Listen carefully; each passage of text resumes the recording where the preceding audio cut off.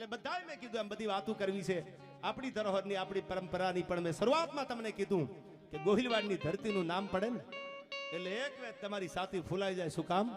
સોરઠી બારોટિયામાં ઝવેરચંદ કાલિદાસ મેઘાણી લખે છે કે જોગીદાસ ખુમાણનું અને ગોહિલવાડનું ભાવનગર મહારાજાની બારોટાની વાત જે આખી છે એ કથા આપ જાણો છો એટલે કાંઈ લંબાવવાની મારે જરૂર નથી. પણ બાગડતા બાગડતા બાગડતા બાગડતા બાગડતા બાગડતા ઘોડાની પડખલી વાગતી આવે અને ઠેઠ વેલડું એમ કીધું બાજુમાં આવીને જોગીદાસ ખુમાણી કે નાની બા ધોળા દર્શને જવું હોય તો હું તમારી ભેળો ઘોડા લઈને આલું છું, તમે મારા બેન છો. વેર તો ભાવનગર મહારાજા હારે કદાચ હોય બેન. દાદબા ભેળા હતા, કુંવર ભેળા હતા. ભાવનગર મહારાજાની સિહોરમાં ગાદી હતી. મેઘાણીએ લખેલી વાત તમને કરું છું, તમે સાંભળી હશે. પણ ગોહિલવાડની આ ધરતી છે કે કયો તો થોડાના દર્શને જવું હોય ખોડિયારના તો ભેળો ઘોડા લઈ લઉં, પણ બેન મુંજાતા નહીં, તમારો ભાઈ છું. અને તેથી વેલડામાં બેઠેલી રાજપૂતાણી છૂટા કેસ ધરા ઢળકે અને રજપૂતીનો રંગ મુખે ઝળકે.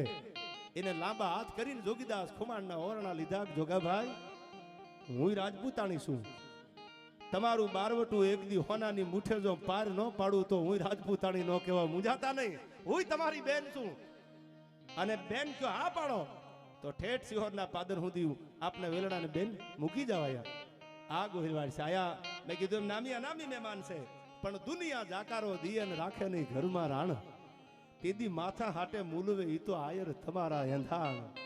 એવા મારા ભાઈબંધ પરમ સ્નેહી મિત્ર લોક સાહિત્યનો ગુગવતો સાગર એટલે મારે માય ભાઈ અને એમના દીકરા મારા ભાઈબંધ અમારા જિજ્ઞેશભાઈના ભાઈબંધ એટલે જયરાજભાઈ અને બધા જે મિત્રો છે આયા એ પધાર્યા છે. એમનું ખૂબ ખૂબ અભિવાદન છે. અહીંથી એમનું પણ સ્વાગત છે. પધારો જયરાજભાઈ.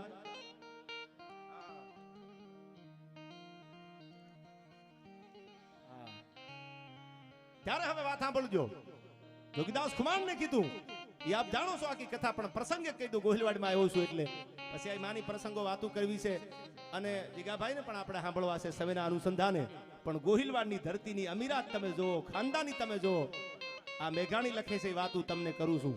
આ બધો સમાજ છે. મેં કીધું એમ કોળી સમાજ પણ એટલી બધી સંખ્યામાં છે, રબારી સમાજ હોય, આહિર સમાજ હોય, રાજપૂત હોય. મેં કીધું હવે જ્ઞાતિ દેવાની જરૂર નથી, આપણે હિન્દુ છીએ દેવાની જરૂર છે. હવે જ્ઞાતિવાદ કરવાની જરૂર નથી. પણ વાત સાંભળજો મારી આ કે બેન જો તો મૂકવા આવું કે ના ભાઈ કરોડ દિવાળી તમારા રાત તપે પણ એક દી બારવટું તમારું પાર પડાવીશું. હો નાની બાઈ આવીને ભાવનગર મહારાજા વજયસિંહને કીધું સાંભળો દરબાર કે કોની યાર તમે આ ઠેકાણાની વાત માંડીને બેઠા છો.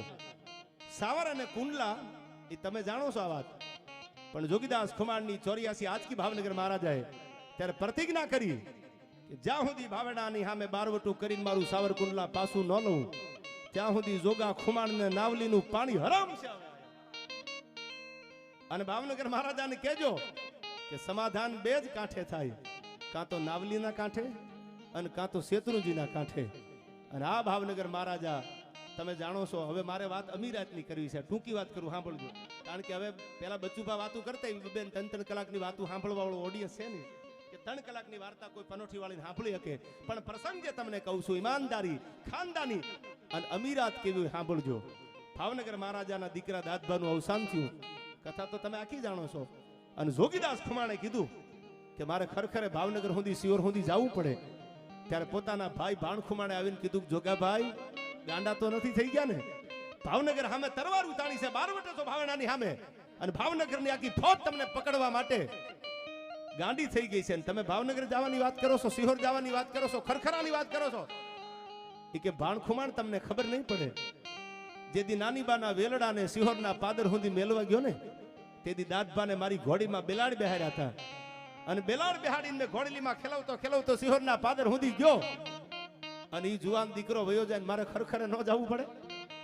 હવે સાંભળજો, ભાવનગર મહારાજા સામે જોગીદાસ બારવટે હતા, પણ જોગીદાસના દીકરા દીકરી મોટા ક્યાં થતા? એ ભાવનગર રજવાડામાં મોટા થતા. ભાવનગર મહારાજાએ કીધું તું કે ભાવના સામે ભલે જોગીદાસ બારવટે હોય, પણ એ કાઠિયાણીને એ બેનને કે એના દીકરાને હું રખડવા દઉં તો ગોહિલવાડની ધરતીનું પાણી લાજે યાર. બારવટું હોય, દુશ્મનાવટ હોય, વાત એક બાજુ છે, પણ અમીરાત થોડી મરી જાય. આને રિસ્પેક્ટ કરી કહેવાય. સાંભળજો, આને સન્માન આપ્યું કહેવાય દીકરીઓ માટે. અને બોલાવી લીધા ભાવનગર રજવાડામાં કે ભલે જોગાભાઈ બારવટે હોય, પણ એના દીકરાને હેરાન નહીં થવા દઉં. એ મોટા ભાવનગરમાં થતા. અને સોરઠી બારોટિયાના 3જા ભાગમાં મેઘાણી લખે છે કે આ બાજુ બધાય બધી જ્ઞાતિના જુવાનો બધાય આભડવા ખરખરો કરવા જતા હતા. એમાં માથે ધોળું પની ઓઢી અને મરસિયા ગાતા ગાતા જોગીદાસ ખુમાણ ડાયરા ભેળા ભળી ગયા, કોઈને ખબર ન પડે એમ. અને ભાવેણ આવ્યું, સિહોર આવ્યું, અને 500 જણા હતા. એમાં રોણાનો અવાજ ભાવનગર મહારાજા ઓળખી ગયા કે આ જોગીદાસ ખુમાણ સિવાય બીજો અવાજ ન હોય. એટલે આખા ટોળાને વીધી અને સડપ સડપ સડપ ડગલા દેતા દેતા આગળ હાલ્યા. જમણા હાથનો પંજો માથે મેલીને એટલું કીધું, જોગીદાસ છાના રહી જાવ બાપ, મારા દીકરાનું થવું હતું એ થઈ ગયું. પણ ત્યાં તો ભાલાન તરવારું ગાળા સંડી થઈ ગઈ. જોગીદાસ ખુમાણ છે પકડી લ્યો મારો. તેથી ભાવનગર મહારાજાએ કીધું તું કે તરવારું મ્યાન કરો. આજ મારા દુઃખમાં જોગીદાસ ખુમાણ ભાગીદાર થવા માટે આવ્યા છે, દુશ્મનાવટનો બદલો લેવા નહીં.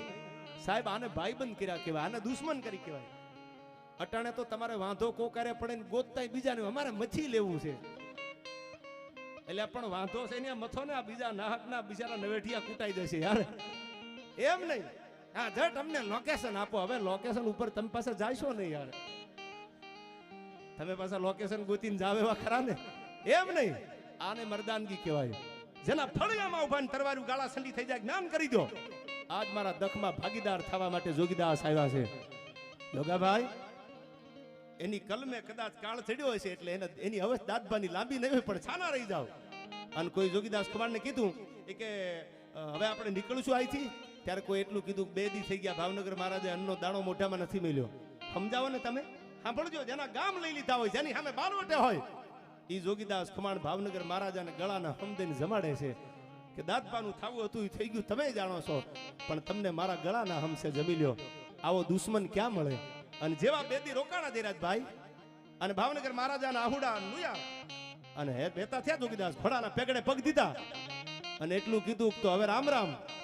કાં તો નાવલીના કાંઠે અને કાં તો શેત્રુંજીના કાંઠે વળી મળશું પાછા. બાગડતા બાગડતા બાગડતા બાગડતા ઘોડા નીકળી જાય. હવે સાંભળજો, વાત હવે શરૂ થાય છે. નાનીબાઈ ભાવનગર મહારાજાને બોલાવ્યા. એ કે દરબાર કોની સામે બારવટું કરો છો?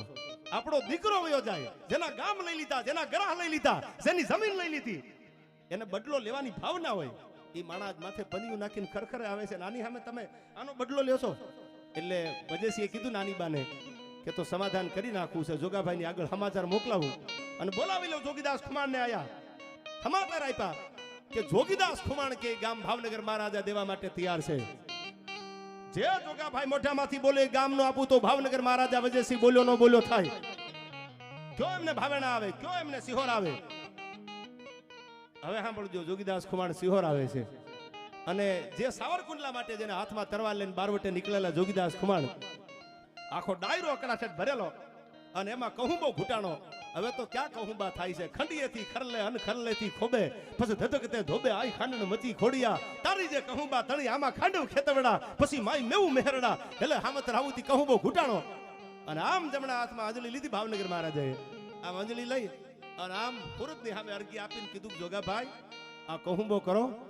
અને ભાવનગર મહારાજા બોલે છે કે આજ મોઢામાંથી બોલો એ ગામ આપી દઉં. કે ના જોગો આજ કાંઈ નહીં બોલે. બાપુ તમે બોલો, આજ ભાવનગર મહારાજા દે ગામ લેવાશે, હું નહીં બોલું. કે તો સાંભળી લો જોગીદાસ, જે ગામ માટે, જે પરગણા માટે તમે બારવટે નીકળ્યા હતા, એ સાવરકુંડલા તમને આપું છું. અને ત્યાં તો પડકારો કર્યો, રેવા દો રેવા દો રેવા દો. હવે જોગીદાસને કુંડલા ન ખપે હો. હવે કુંડલા રેવા દો, કુંડલા ન ખપે. વાત તો બહુ મોટી છે. હું ટૂંકમાં કહું, કલાકારો જાજા છે. ભાવનગર મહારાજા આપે ગામ લઈ લો કે પેલું સાવરકુંડલા આપું છું. ના, કે તમે કાંઈ બોલો તો તમને મારા હમસે સાવરકુંડલા આપું. અને તેથી ભાવનગર સિહોરની કચેરીમાં જોગીદાસ ખુમાણ બોલ્યા હતા કે તમે જો તમારા હમદેન મને કુંડલા દેતા હો તો નાનીબા મારા બેન છે, એ રાજપૂતાણી મારી બેન છે. તમે જો કુંડલા મને આપતા હોય તો હું જગદંબાની સાક્ષી એ સાવરકુંડલા મારી નાનીબાને કાપડામાં આપું છું. બાકી જોગાને કુંડલા હવે ન ખપે. એ કુંડલા પાછું આપું છું મારી બેનને. અને હવે સાંભળજો, આ સમાધાન થઈ ગયું. ગામ જે દેવાના હતા એ બધા લખી દીધા તાંબાના પત્રે.